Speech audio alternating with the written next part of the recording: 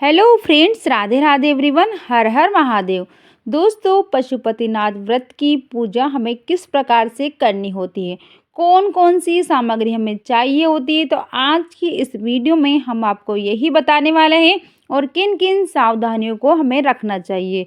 तो सबसे पहले बात तो ये है कि सुबह के समय पूजा की जाती है और शाम के समय भी पूजा की जाती है और 5वीं व्रत में उद्यापन किया जाता है। जिस भी शिवालय में आप पूजा करने गए हो तो वहाँ पर हम सबसे पहले शिवलिंग के आसपास जो भी फूल पड़े हैं, जो भी सामग्री पड़ी है, उसको हम हटा देंगे, साफ कर देंगे। फूल प्रसाद को हम हटा लेंगे। अच्छी प्रकार से हमें शिवलिंग की हम साफ सफाई करनी है, जल से हमें धो देंगे। उसके बाद हमें जल से अभिषेक करना चाहिए, तभी हमें बाबा भोलेनाथ का श्रृंगार करना चाहिए। उसके बाद हम देखिए, जलेरी के सीधे तरफ गणेश जी का स्थान होता है, तो वहाँ पर हम सबसे पहले हम जल समर्पित करेंगे और उल्टे हाथ की तरफ कार्तिक जी का स्थान होता है, तो वहाँ पर हम जल समर्पित करेंगे। फिर उसके बाद में हम अशोक सुंदरी, बीच में अशोक सुंदरी का स्थान होता है, तो वहाँ भी जल समर्पित करेंगे। फिर माता पार्वती के हस्त कमल पर जल अर्पित करेंगे। उसके बाद सबसे लास्ट में हम शिवलिंग के ऊपर जल से अभिषेक करना है। फिर हम नंदी जी को, नंदी भगवान को जल से अभिषेक करेंगे। विशेष रूप से हमें अभिषेक करना है। नंदी भगवान एक ऐसे माध्यम है जिससे हमारी सभी मनोकामनाएं भगवान भोलेनाथ तक पहुंचती है और वही हमारी मनोकामनाएं पूर्ण करवाते हैं। और अगर आपने हाथ में चूड़ी पहनी हो तो आप उसे उतार दीजिए या फिर आप ऊपर भी उसको चढ़ा सकते हैं। अंगूठी वगैरह आपने पहनी है तो आप खोल दीजिए, क्योंकि उससे घर्षण नहीं होना चाहिए। घर्षण होता है तो वो अच्छा नहीं होता है, भगवान भोलेनाथ को कष्ट होता है।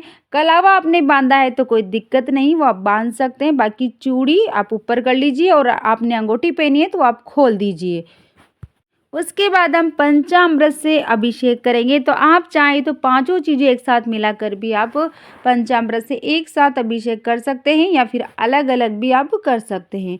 साथ में अभिषेक करते समय आप ओम नमः शिवाय का जाप करते हुए आपको अभिषेक करना है और तांबे के पात्र से में पंचामृत समर्पित नहीं करना। पंचामृत बनाए तो आप स्टील के पात्र में ही समर्पित आपको करना है। उसके बाद फिर पंचामृत से स्नान कराने के बाद हम फिर से शुद्ध जल से हम स्नान कराएंगे। तो देखिए, इस तरह से हम जलेरी पर हाथ फेरते हुए, पार्वती के हस्त कमल पर हाथ फेरते हुए हमको स्नान कराना है। जितना हम अशोक सुंदरी पर हाथ फेरते हैं, पार्वती के हस्त कमल पर हाथ फेरते हैं, जल से हम पंचामृत को साफ करते हैं, तो हमारी दुर्भाग्य की जितनी भी रेखाएं होती है वह सभी समाप्त हो जाती है। हम अच्छे से शुद्धोदन हम स्नान कराना है। हमने पंचामृत की कोई भी चढ़ाई हुई सामग्री नहीं रहनी चाहिए। हमें बहुत सारे जल से हम स्नान करा देंगे। स्नान कराने के बाद अब हम बाबा का श्रृंगार करेंगे। भोलेनाथ का हमको श्रृंगार करना है। पशुपतिनाथ भगवान का ध्यान करते हुए हमको पूजन करना है। और जब आप पूजन करें तब उत्तर दिशा की तरफ मुंह करके आपको पूजन करना है। मतलब आपको भगवान शिवलिंग के पीछे बैठकर आपको पूजन करना है। वैसे तो मैं आपको पूजा करके दिखा रही हूँ, तो मैं साइड में ही बैठूंगी क्योंकि पीछे से थोड़ी दिक्कत आती है। पर आप जब पूजा करें पशुपतिनाथ व्रत का, तो पीछे बैठकर आपको पूजन करना है। आपका मुंह उत्तर दिशा की तरफ होना चाहिए। और जल से अभिषेक करने के बाद थोड़ा सा जल लेकर आपको लोटा में अवश्य आना है। ये बहुत ही चमत्कारी जल होता है। घर में इससे बरकत होती है, सुख समृद्धि आती है। कभी भी हम जो भी जल का पात्र लेकर जाएं, उसे कभी खाली लेकर हमको घर पर नहीं आना है। चाहे थोड़ा सा जल लेकर आएं, पर जल जरूर से हमको लेकर आना है। उसके बाद हम बाबा भोलेनाथ का श्रृंगार करेंगे। तो सबसे पहले हम चंदन लगाएंगे। चंदन से आप ओम बना सकते हैं, आप त्रिकुंड बना सकते हैं। सफ़ेद चंदन भी आप भोलेनाथ को समर्पित आप कर सकते हैं। अशोक सुंदरी के स्थान पर आपको कुमकुम समर्पित करेंगे। साथ ही माता पार्वती के हस्त कमल पर कुमकुम से आप तिलक करेंगे। फिर हम अक्षत समर्पित करेंगे। अक्षत साबुत होने चाहिए, बिल्कुल भी टूटे फूटे नहीं होना चाहिए। अक्षत समर्पित करने के बाद हम वस्त्र स्वरूप कलावा समर्पित करेंगे। आप चाहें तो आप जनेऊ भी आप समर्पित कर सकते हैं। दोस्तों, पशुपति नाम का एक अस्त्र भी था जिससे राम ने रावण को मारा था। अस्त्र हो या व्रत कभी भी खाली नहीं जाता है। अब हम समर्पित करेंगे बेलपत्र। तो बेलपत्र पर चंदन लगाकर या फिर आप बेलपत्र पर ओम नमः शिवाय लिखकर या फिर अपनी मनोकामनाएं लिखकर भी आप अर्पित करें। एक एक करके हमें बेलपत्र समर्पित करेंगे बाबा को और अपनी मनोकामनाएं बाबा से कहते हुए जाएंगे। इस प्रकार से हमको बेलपत्र हमको समर्पित करना है। एक बेलपत्र हमको नंदी भगवान को समर्पित करेंगे और एक बेलपत्र हमको कुमकुम लगाकर अशोक सुंदरी के स्थान पर हमको समर्पित करना है। जितने भी बेलपत्र आपको मिल जाएं, जितने बेलपत्र हो सके बाबा भोलेनाथ को आपको समर्पित करें।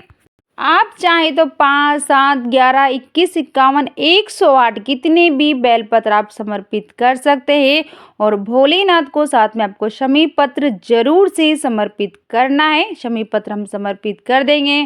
साथ ही आपको धतूरे के फूल मिल जाते हैं तो वो भी अर्पित करें। भगवान भोलेनाथ की प्रिय प्रिय चीज़ें आपको सारी अर्पित करनी है। अगर आपको मिल जाएं, आँख के फूल मिलते हैं तो आँख के फूल अर्पित करें और हो सके तो आपको सफ़ेद आँख का फूल मिल जाए तो बहुत ही अच्छा है।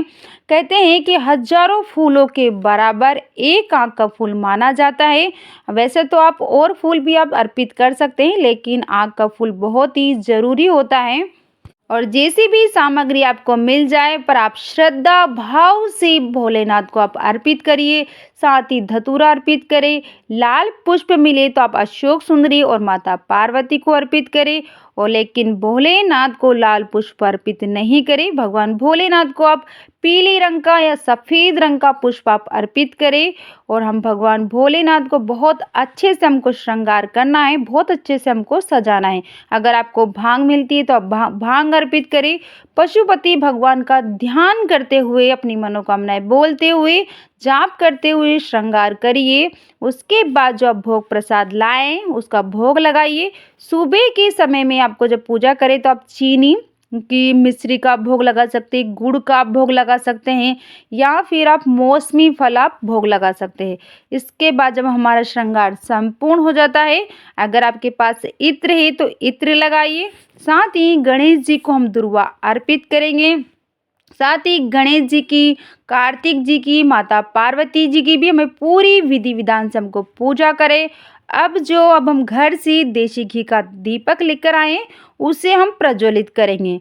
धूप दीप जलाकर भोलेनाथ की आरती करेंगे। और ऐसा नहीं है कि आप सिर्फ बत्ती बनाकर ले गए और किसी और के दीपक में आपने दिया जला दिया, ऐसा आपको बिल्कुल नहीं करना है। दीपक आपको घर से लेकर जाना है। आप चाहे तो मिट्टी का नया दीपक लेकर जाएं या फिर आप आटे से बना हुआ दीपक भी आप लेकर जा सकते हैं। आरती करने के बाद वहीं पर मंदिर में बैठकर, शिवलिंग के पास बैठकर ओम नमः शिवाय या फिर श्री शिवाय नमस्तुभ्यम का जाप करते हुए आपको बाबा भोलेनाथ से, पशुपतिनाथ से आपको अपनी प्रार्थना करनी है, मनोकामनाएं बोलनी है कि हे बाबा, मैंने आपका व्रत किया है पशुपतिनाथ का, ये मेरी मनोकामनाएं, मैंने बड़े ही श्रद्धा भाव से आपका व्रत किया है, मेरी मनोकामनाएं पूर्ण करें। ऐसी आपको प्रार्थना करनी है। दोस्तों, ये जो व्रत है ये मंदिर में ही क्यों किए जाते हैं, शिवालय में क्यों किए जाते हैं, क्योंकि बहुत से लोगों के मन में ये प्रश्न उठता है। तो उसका भी ये है कि ये मंदिर में क्यों व्रत किया जाता है, क्योंकि मंदिर में जो शिवलिंग की स्थापना होती है वो बहुत ही पूरी विधि विधान से प्राण प्रतिष्ठित होते हैं। उनकी आराधना करते करते काफ़ी लंबे समय हो चुका था, भक्तों की आस्था और विश्वास बन चुका होता है। इसीलिए ये व्रत मंदिरों में किया जाता है, शिवालय में किया जाता है।